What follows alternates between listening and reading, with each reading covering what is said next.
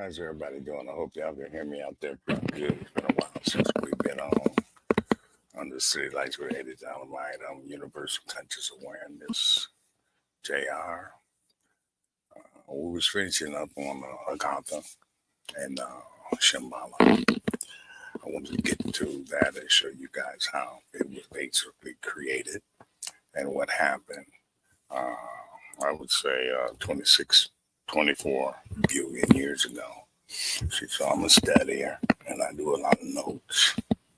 I took some notes just to get to y'all out there, all the things that they're hiding, some of the galactic wars and how some of these galactic refugees came to Earth, Mars, and in our Milky Way and our solar system.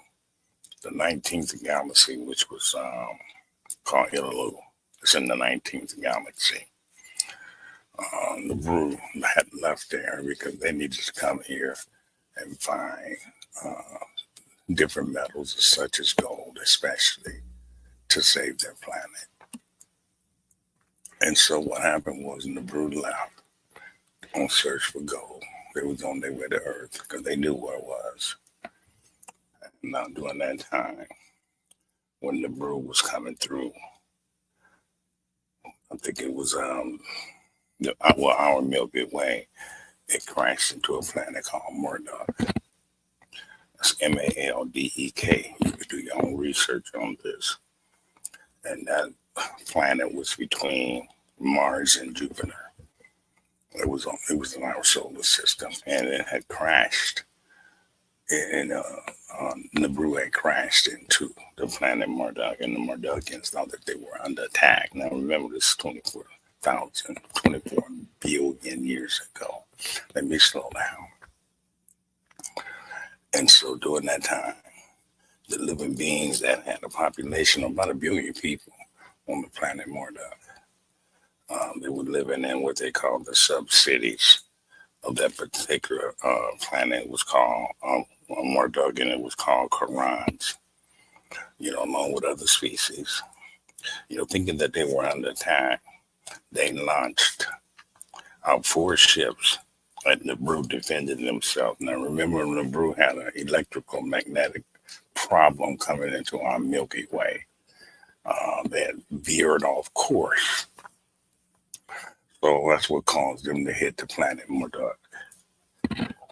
During that time, they had launched out 4 ships, and Nibiru thought that they were under attack because there was no communication from Nibiru to the planet Marduk to let them know what had happened, that this is an accident. We didn't mean to do this. And so after they had launched the 4 ships out, and Nibiru thought that they were under attack, Nibiru trapped the 4 ships with their magnetic force field, electric magnetic force field. And these ships were called the North, South, East, and West Wind. You'll find that also in your Bible.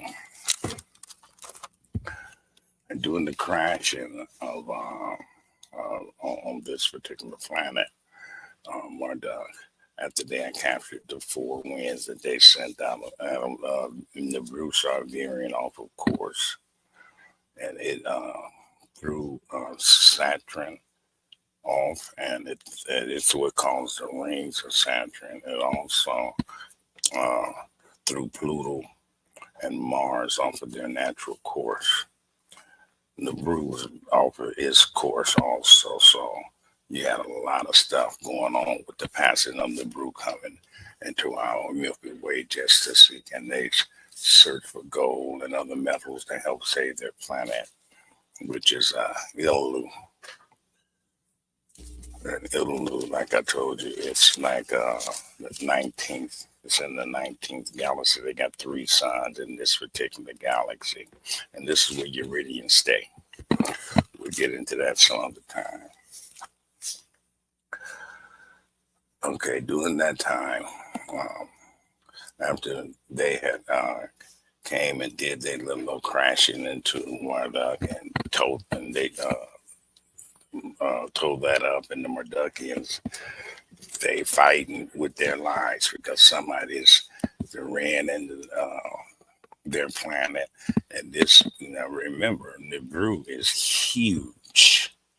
It's like bigger than Jupiter, uranium, 3 or 4 or 5 or 6 the size of Earth. So this is a huge planet coming through here. It's a ship planet. We'll get into that some other time too, how they turned Nibiru into a ship. And then, so as as they came into closer to our solar system, now they crashed into Earth. And this is when Earth was split in two. Now I remember, I think I told you that the moon was already there, so that moon was not a part of the crashing when the Nibiru crashed into Earth and split it in half. That's where the astral belt and Halley's Comet come in at. That's part of Earth. And so Nibiru is fighting, and you got 2 planets now fighting against Nibiru. You got the Marduks, and then you got the people, when they ran into Earth, or came closer, Earth started launching off ships. They end up crashing in Earth also, which was also an accident. During that time, after they had sent out 11 fighters, and Nibiru sent out 7 of theirs. And after, remember, they had the 4 west, north, east, and south wind that they had captured in the electrical magnetic force field. The west wind, after Nibiru was fighting these 2 planets at the same time, spontaneously, the west wind got away. And that's what crashed into Earth and caused the Earth to split in 2. And by the way, just to give you a little bit of knowledge, that Grand Canyon is one of the, I believe it's the south wind that missed Nibiru after they were shooting at them from Earth and Marduk, and missed, and it hit Earth. And that's how the Grand Canyon was created. Let's get now to how Shambhala was created. Now, you all already explained to you that there's a war going on because it's an accident that Nibiru had crashed into Earth and had crashed in to Marduk and had got Saturn, Mars, and just everything is just wobbling off of their course. So, this Milky Way was going through a lot of issues during that time when they had crashed in. So, one half of Earth, after being shattered by the north wind ship, went into its own orbit. The blast from one of the ships, the 4 wind, caused a high explosion of that which contained plutonic. That bomb was made from Pluto. That's what it's called. Pluranium. I said plutonic. Excuse me. Pluranium. And this is a heavy-duty bomb, and that's what this particular ray that hit Earth inside of this, when it was split in 2, it hit it right in the middle, and that's what caused that giant sun, which is 6 miles long. After the Nibiru had found out what they did, they tried to stabilize Earth, at least the half that was left, and by them trying to stabilize it, they put it into what they call a magnetic force field, electrical magnetic force field net, to hold it in place. And that's when the war is still going on. Now, there's a lot going on during this time. The Nibiru was trying to save Earth, and it also it's defending its own planet. That's in our Milky Way. They come in here, like I said, to look for other metals and gold to save their planet Illalu out of the 19th galaxy. Let's get that straight. And on the outskirts of Nibiru, the force field's a lot state. bright flame of light, like a ball lightning, and pierced the other half of Earth into the upper half of the planet.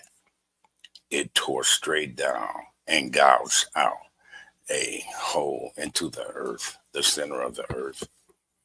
And this is how the bright flame of a lightning ball became the center sun. And other ships, the south and the north wind, uh, like I told you, the south wind that came and it missed after they released that from, fighting and this big old war that they have. And then that's what became the Grand Canyon. And by the way, just to let you know, I don't want to forget this. The Aurora Borealis in Alaska, that's from the center sun, that are your solar flares, not from the sun, 93,000 miles away, which is BS. It's from the center sun. I mean, those solar flares just get in Alaska from 93,000 miles away from that sun. See, that's the question you got to ask. Why is it only showing up just over in Alaska? There may be a few other parts, but they don't get into that. But anyway, Alaska get what they call Aurora Borealis. So it's got to be a sun within the Earth, and in order to get that kind of lighting, because they're not getting the flares from the 93,000 mile sun that they pretend that's in the universe, 93,000 miles away from us. Okay, and let's not forget the moon. They said that the moon was supposed to be part of the Earth. No, it was already there. The moon was already in our solar system. There was a complete solar system, just like any other solar system or any other constellation. It's got the sun, moon, and planets. So the moon is not a part of Earth. The asteroid belt and Halley's Comet is what a part of Earth was. We're not going to do a long one today, but I do want to clarify one of the main stories about Alpha and Shambhala. And remember, this about 24,000 years ago, in the 14 ships attacking the Brule, the Marduks. And by the way, the Mardukians were on Earth also, and on their planet Marduk, and also on Mars in our solar system. I think I showed you a picture of them. A little short one with the web hands and stuff like that. If not, we'll get back around, because we're going to do a conclusion and just get some questions and get some people that might want to ask a few questions, and we're going to get that panel set up for y'all too. And I'm not going to go into the other names for the moon and stuff like that. And when the story of Elijah Muhammad was talking about 76 trillion years ago, this scientist, his name was Lamar, Lunar, 66 billion years ago. He wanted to rule Earth, and he got pissed off and put a bomb in the center of it and blew it up. And that's what Elijah Muhammad's story was about. People got different stories on how the moon got there. In one of the books that I read, The Holy Tablet, that moon was already there. It was part of the solar system. So the blowing of Earth and the crashing in the Earth, whichever story that you might want to work with, one by Elijah Muhammad, the other one by Dr. Malachi Yard, and then you have astrophysics and stuff like that are just dealing with their own story and idea on how the moon got there. And all of this is basically to confuse you, whether they know it or not. But I just kind of wanted to get in. Oh yeah, after they had got Earth settled in and got it back on its course, Marduk, one of the Anunnakis, we spoke on who they were.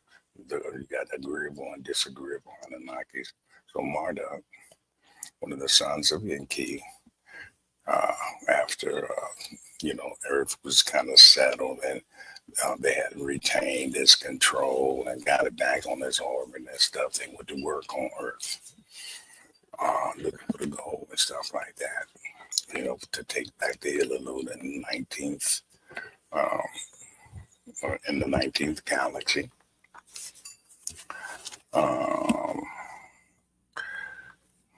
This is the also how Marduk started the reconstruction of Agartha and Shambhala. And he did that for Enki, his dad, and Anubis' granddad.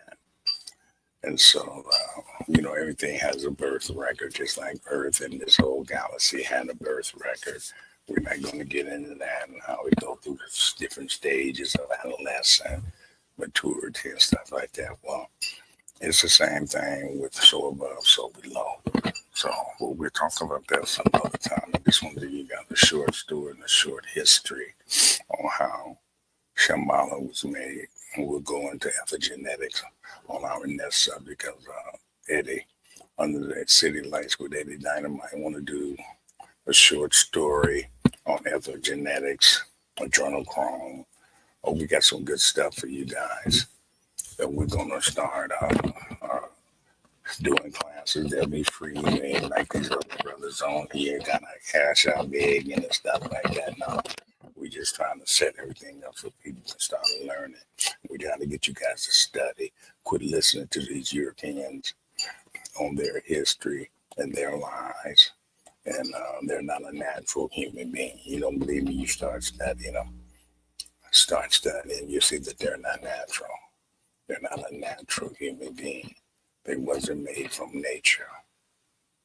They were basically a creation of a lesser being. We'll get into that.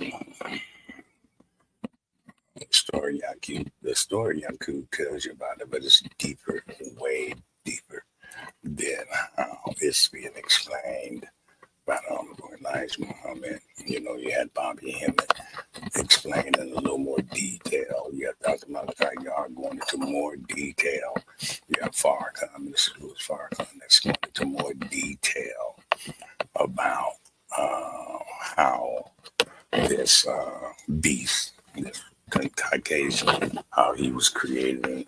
Eddie Dynamite just, Iceman Inheritance. He just sent this here over to me. Hope y'all can see that. This is going to let you know what they were doing in the caves, how they came out of caves and just stuff like that. I'm just giving you just bits and pieces of some of the stuff that we're going to be talking about. I hope that you liked, and I went over kind of quick, but once Eddie listened to it, and we're going to get together to see if we want to do a part 6 on this, just to kind of get everybody on board and what books to go to study Shambhala and all of that. So we're going to have to start getting that done. I have to take this. I'll be 1 second.